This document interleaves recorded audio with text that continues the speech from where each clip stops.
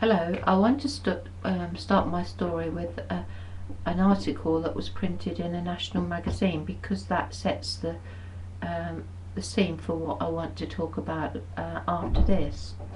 Happy memories. Dad, you got around with just a small collapsible cane which you inserted inside your jacket pocket beside a silver brown fob watch hanging on a fine chain. Standing on tiptoe, I would slip my head beneath the curtains of our home, expectantly awaiting your return, and seconds later share my triumphs and disasters of the day, sat proudly upon your knee. Meanwhile, Mum, you felt your way around our neat kitchen, whistling as you made our tea, your fingers inside the plastic mugs as the tea flowed swiftly from the spout. You had been blind since birth. You, Dad, had lost your sight as a young man living in Coventry before heading alone to London with your battered suitcase and dreams of a normal life, while your family looked on with trepidation and pride. A constant warmth and love shone inside and outside our home. On warmer evenings and weekends your bedroom window would be the post from which you, Dad, eavesdropped with your tape recorder, its reels whizzing, capturing our innocent mischief. Later, you, Mum, an accomplished pianist, would entertain us with games and noisy activities. Bedtime stories followed, delivered from braille books, weighty and large. Your fingers raced magically across the brown stiff pages until one by one we slept and you crept away. The sad full stop came when Dad died suddenly in his mid-30s. No longer would I stand beneath him whilst he played his accordion. His Grundig tape recorder and tangled reels gathered dust in cardboard boxes where our voices curled and twisted, never to be heard again. Catherine, your eldest granddaughter, marries in August. James, named after you, Dad, has a little girl called Erin. Caroline, our youngest, flourishes. See how much warmth and love shines inside and outside our home, because you saw the light even in the dark. That sets the scene about really what I want to talk about now, and that is following on from this tragedy in all our lives. Myself and my brothers and my mum, say also blind, we moved from the Essex to here to into Northamptonshire, into a small town where I'm living now. Over the years I constantly wondered about my paternal links.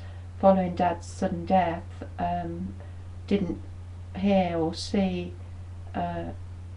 anything of my dad's family. I wrote letters to my nan and didn't get anything back from her until one day when I was about 13 I went to try and find her in Coventry, and knocked the door to discover and be told by the next door neighbour that she'd moved from the house some couple of years before and gone to live in flats, and she pointed in the direction where the flats were, but that she'd sadly died, and she seemed surprised that I didn't know this. So I was so upset and distressed by this, to know that I'd never see her again, and I didn't know where she was buried in Coventry either. I didn't know where her daughters were, and or have any links at all with Dad's family. So the years flew, and they weren't happy years, which I've written about in my last book called Only One Father. But I did carry on searching, trying to find out about, to connect with my dad's sisters and to find something out about, my dad. Didn't have one photo of him, and that was important to me. It felt like I was a piece of rock where half of me had been cut away, and it felt raw and I felt incomplete. But I married and had children, had happy times. The children grew, and despite several years of all times when I tried to find Dad's sisters, it was in the run up to the millennium year, I decided that maybe I should stop my searching, and it was about time that I lived with what I'd got, and I was happy with what I'd got and what I knew. So why not record the lives of the people that I'd grown up with?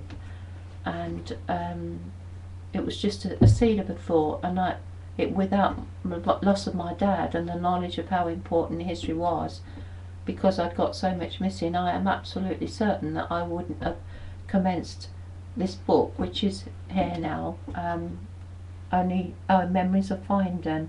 I released this in 2005, and having interviewed over 50 people and over 100 pictures of Findon and surrounding areas, and the book has sold well and travelled actually across the world, and I'm delighted that obviously that this happened. I self-published this because I thought that was the only way that the book could, and the stories that I typed up over several years would be shared with anyone.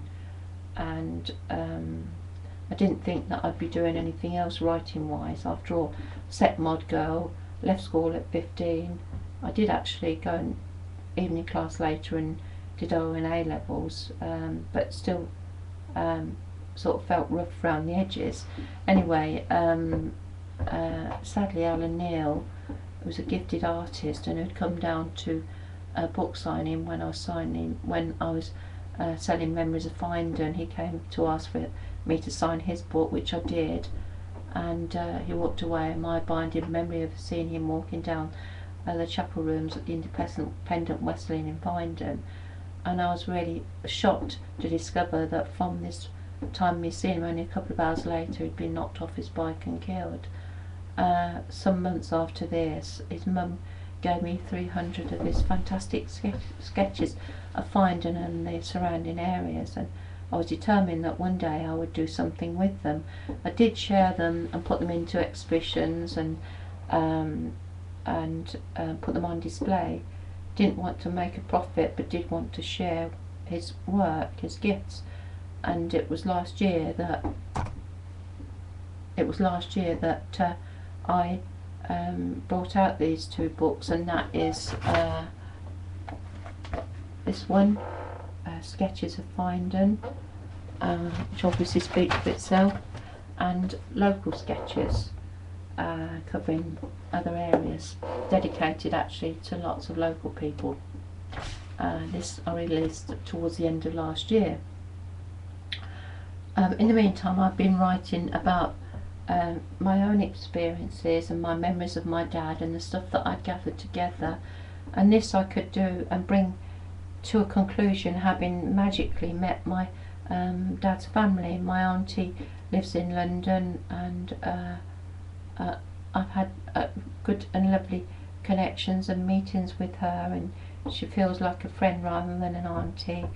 And my other auntie and uncle, who have also been helpful, who live in Coventry, and from the information I gained, I also was given by my auntie Lucy my dad's Bible, which was really precious to me, and also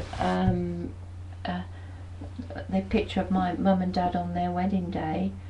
And my auntie carried in, I haven't got it with me to show you, but my dad's typewriter that she carried round her with her work wherever she'd been going. She'd taken a typewriter and she brought it and gave it to me, and the first thing I did was to open it up, put in some paper and write, "Hello Dad."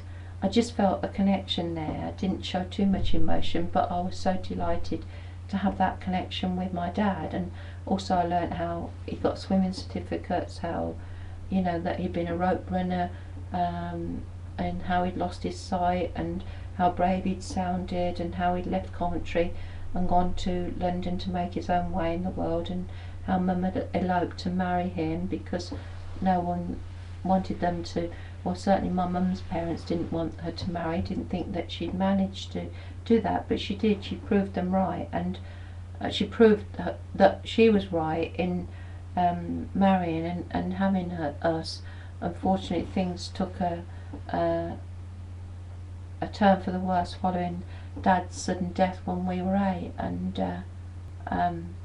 from this our world was turned upside down, and from this time I wasn't sure of myself, but I am now, and I've written this last book, Only One Father, in my collection, and